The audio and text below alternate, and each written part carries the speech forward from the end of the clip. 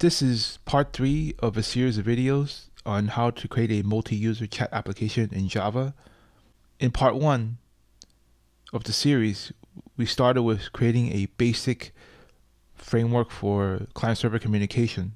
And we have a chat server, and then we have these clients that we right now using Telnet to replicate that connects to the server and then send messages back and forth.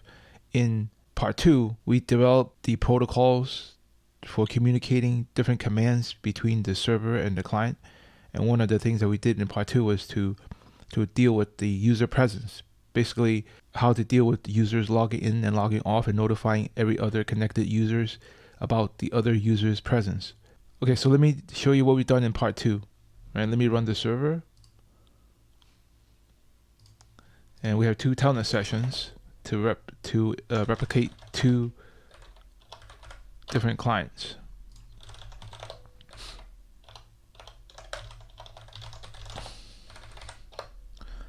Okay, so in the first client, which is the top one, I'm going to log in as a user called guest with password guest, and then on the bottom Telnet, I'm going to log in as another user, Jim, with the password Jim. And then what we've done in the part 2 was we made the server send the presence of a new user to other users. So for example, this user Jim goes online. The connection that is logged in as guest will receive a message that says Jim is online. And likewise, when Jim becomes online, we also were able to publish every other user that was already currently online, which is here, online guest. So that means that when a user comes online, it will receive a notification of all the online users that are already connected. And then we also implemented the log off function. Right, and okay, so here what happens is when we log off the last user, right, that we have an exception. Right, and this exception is because when we log off this user, right, the first user, we did not remove that user from the list of server worker from the list, and then now when it tries to send the offline message to the disconnected worker, it actually fails because they're no longer connected to the server, and this output stream is no longer valid. That's why we get this socket close exception. Okay, so now let's handle that case. Okay, so first, when a user logs off, we need to remove this current instance from this worker list. Okay, and the way that we do that is to first, once we handle log off, right, we want to remove ourselves from this worker list.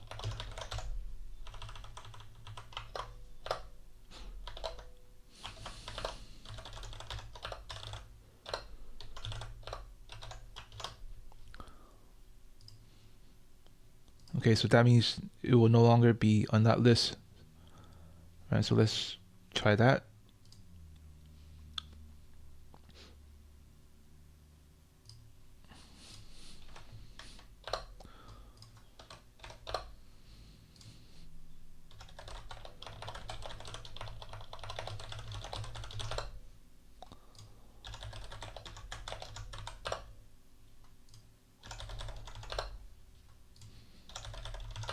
Okay, so we avoided that exception by removing the disconnected workers from the list.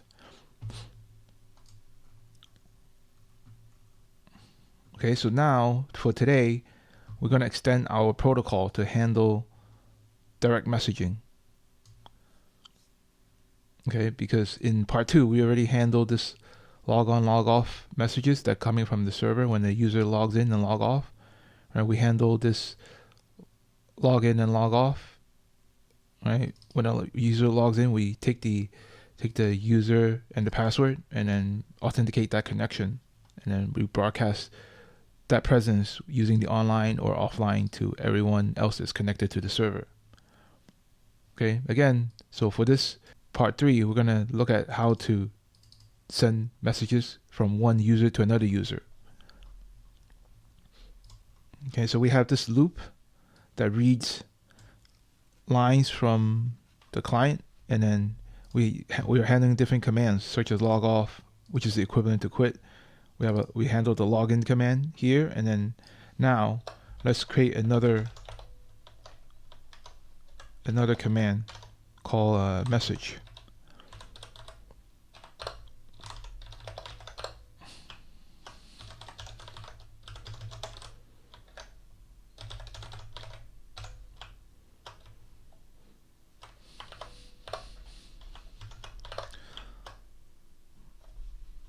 Okay, so the message looks like this, right? What we want to do is we want to say message as the command, and then from here we're going to say which user, and then followed by the message, followed by the text.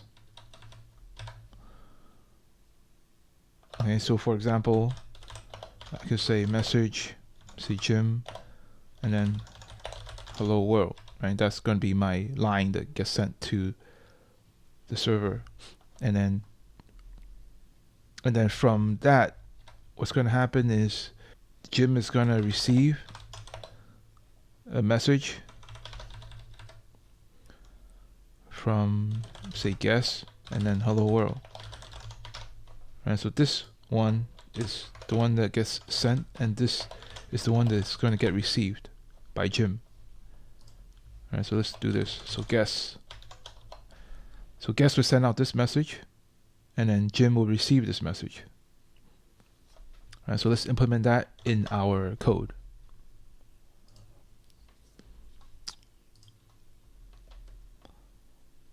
Okay, so here this hello message is on the server side.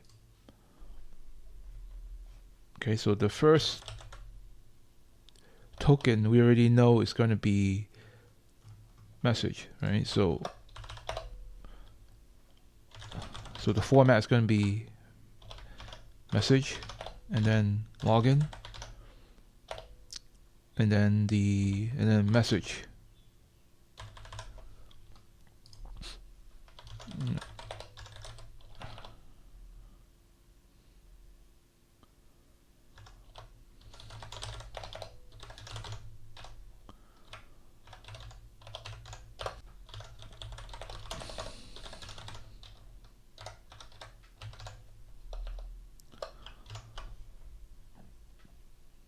Okay, so now we know where to send the message to, and then what is the text of that message. Actually, I should say body. Let's call this body. So the body of the message.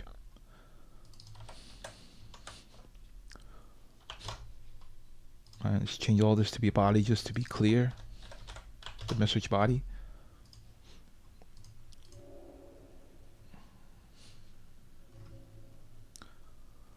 Okay, so what I'm going to do is I'm going to iterate through all the lists of server workers.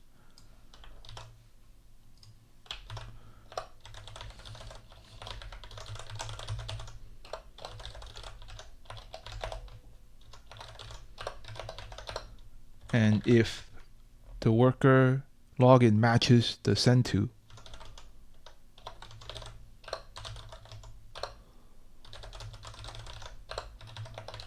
then we'll send that message to that particular worker. And we're going to construct our out message and then it's going to be this message is going to be outbound to the recipient. So therefore, in our message command, we have to indicate who is the sender.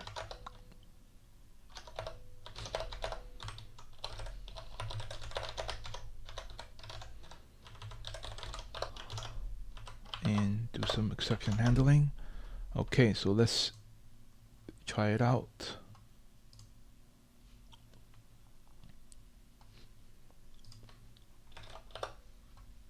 Okay, so I'm logging as guest, and here I log in as Jim, and then Jim is going to send a message to guest.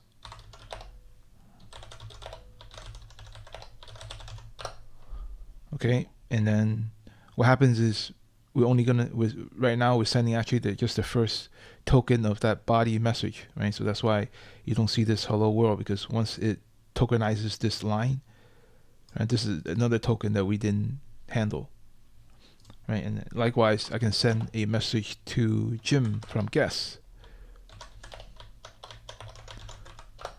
Okay, so it seems to be working the way that we expected, except that we're not taking the full body message, right, and sending it over. So that's what we're going to do next.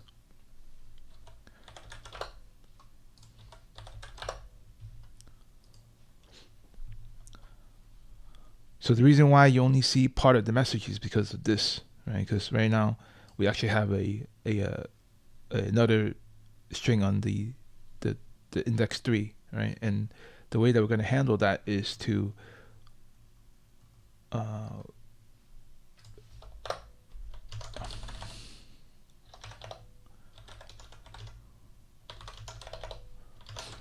split only 3 tokens.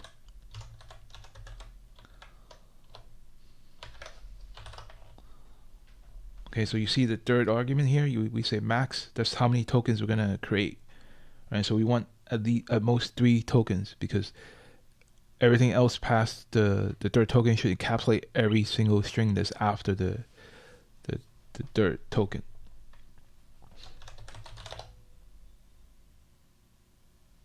Okay, let's see if I can pass null here, and then I want to say 3. Right, so so instead of passing in the tokens, we want to pass in our version of the tokens.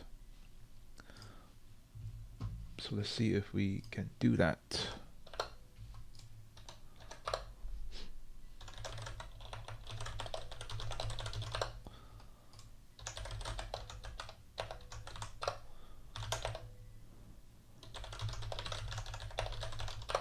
Okay, so that's good. So now we're able to send all the strings right after the first 2 tokens.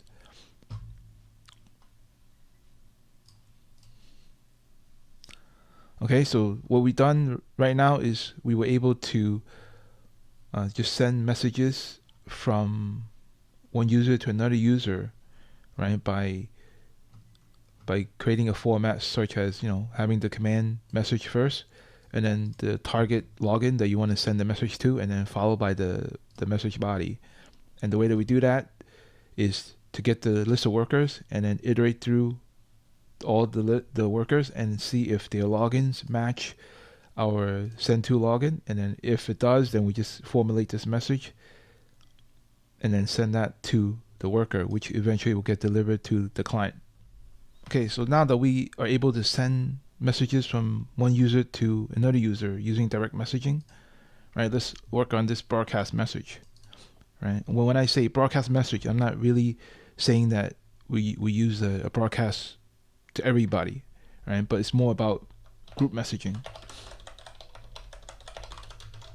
So what we're going to do is we're going to use topics as a way of implementing a chat room, right? So we're going to allow users to join a certain topic, and then when you send messages to that topic, then anybody that's a member of that topic will receive the message, right? So let's do that, right?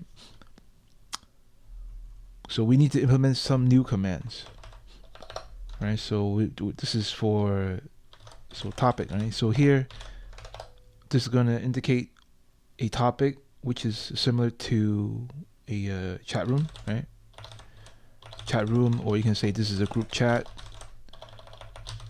Okay, and in order for a person to become part of that topic, they have to join a topic, right? So join is going to be our new command, and then when you can send messages to a topic by just saying message, and then topic, and then the body. Okay, so now we have this very specific version of the message command, right? Because this is very similar to the user, right? But instead of no user, we basically specify a topic by just having this hashtag in front of that username. Okay, so here we're going to just implement this join, right? Allow a person to join a topic, and then from there we're going to be able to message a specific user, which is preceded by this hashtag, which indicates that that will be our topic, right? So let's do that. Okay, so we're going to add another command called join.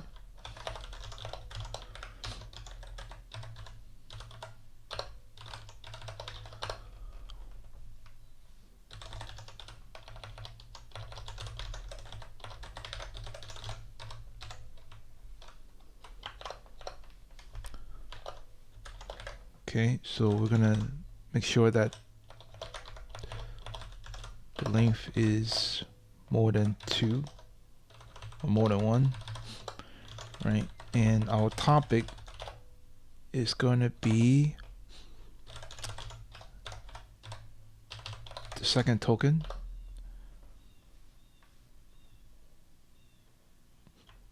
Right, and then what we're gonna do is we're gonna store the membership of the user to a topic inside this server worker instance. All right, so what we're gonna do is we're gonna create a hash set.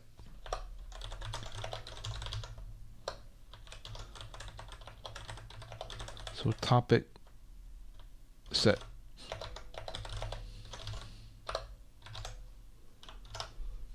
Okay, and then in this join function, we're going to add that topic to the topic set. Right? So by adding this topic to this topic set, we're saying that this connection is has joined this topic. Okay, so that means we also need to have some new functions, which is testing for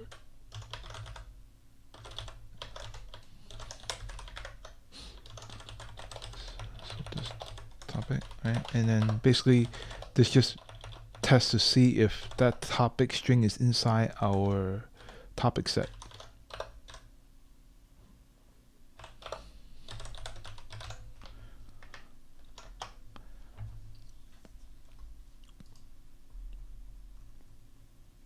Okay, and then now we're gonna change this handle message to handle that topic, right? Because the second format is going to be, and then we're going to have this topic and then the body, right? So the only thing that separates the first format from the second format is this hashtag. Okay, so that means we're not going to allow any hashtags inside a legitimate login. Okay, so let's determine if it's a topic by just testing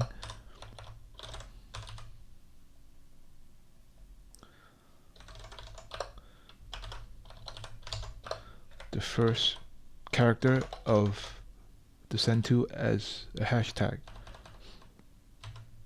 Right, so now if this is really for a topic, right, then we do something else. Otherwise we do what we've done before. Alright, so now instead of checking for the login, we just now going to check to see if the worker is a member of that topic. Right, so that send to now is going to be the topic, right? And if that's true, then we're going to send that to okay, so this send to now is becoming the topic, so we're going to say message and then the topic and then the body. But actually, you know what? Let's do the login. No. Yeah, do the login, because this is going to be the user that sends the message to that topic. Alright, so let's see how that works.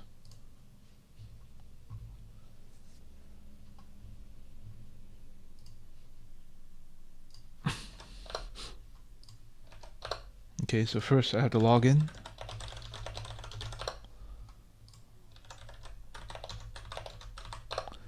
And then now I'm going to join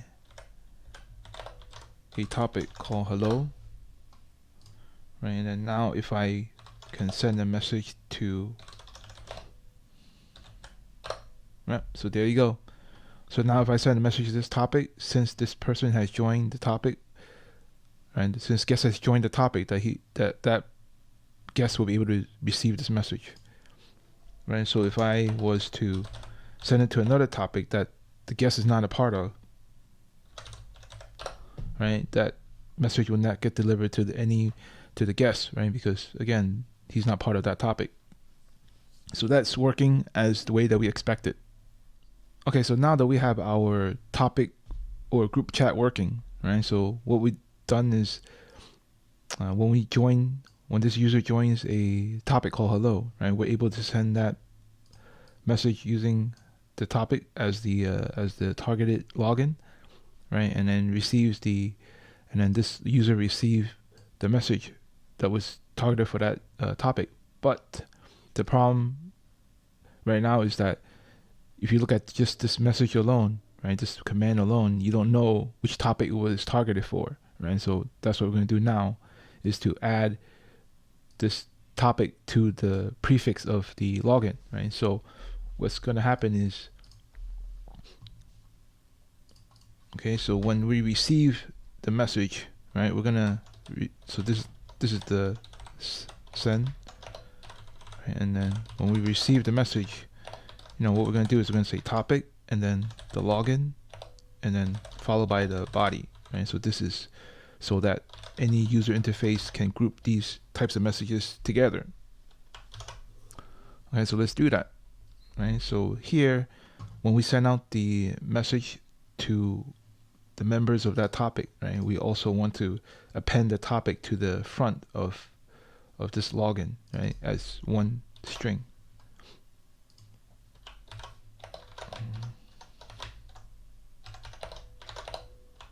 Okay, that's all we have to do.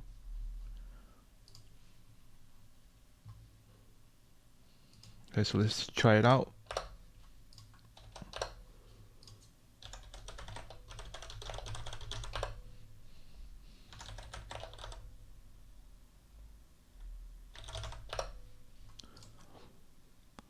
Okay, so I just created a topic called team, and so now if I message team, okay, so what we want to see, which is good, which happens, is that this topic name is going to be prefixed to the login, right? So this whole string we can use and parse to figure out what's the topic and also which user sent that message. Right, so that's how we're going to implement the topic or the group chat. So again, now we have this join, right? We also want to be able to leave a certain topic. Okay, so let's implement that as well. Right, so this should be pretty straightforward, right? If you've been following, it should be very straightforward because once we have this, right, you can do this. Right, and then again we always create a function to not pollute that method, right? We don't want it to be too big, right? And so then we have to test. So basically we copy this part, right? And instead of adding ourselves, we basically remove this from the topic set, So that's basically how we would leave a certain topic. Right, and then now if we want to test that,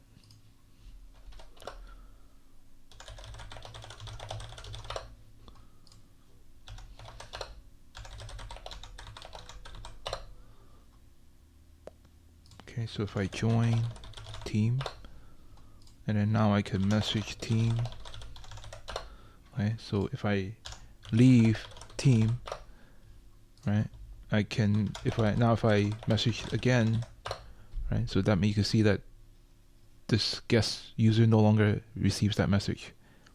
Okay, so now we just implemented this topic, right, and we also can join a topic and leave a topic, and we implemented something to send messages to a particular topic, right? So we can implement this group chat using topics.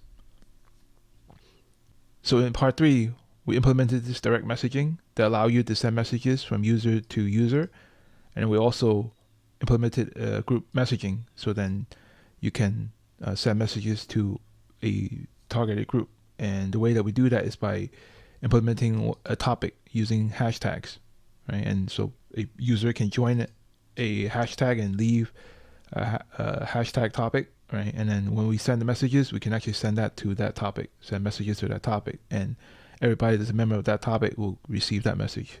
So now, we have all the major ingredients in place, right? So the next thing that we're going to do is to create a user interface to bring this all together. So thank you for watching, and I'll see you next time.